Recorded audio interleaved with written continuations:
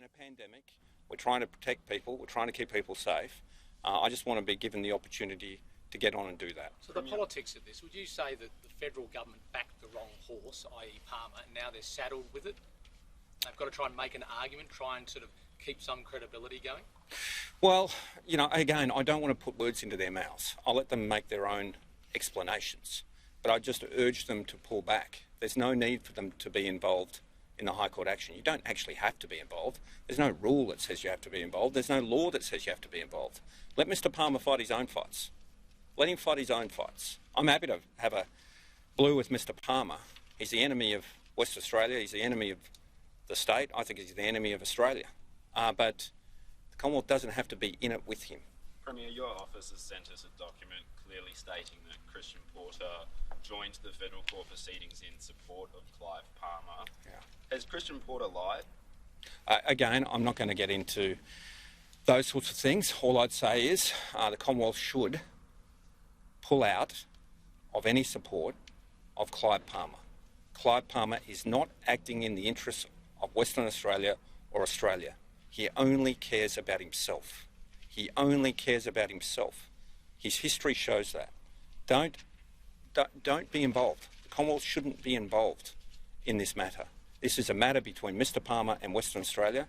I just say to the Commonwealth, they don't have to be part of it. Dr Robertson said during the trial that a travel bubble would be the same risk as the hard borders. I'm sorry, Mr who? Dr Robertson said that when questioned by the opposition. They've said that the opposition says that it's a political choice.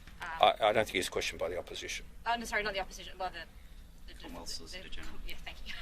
I've said that it was a political choice. What is your opinion on that? Who said that? Who said it was a political choice? The Clive Palmer's lawyer this morning. Clive Palmer's lawyer said this is about politics now because of what Dr Robertson's saying, that a bubble could operate between WA and some states. We've seen a bubble.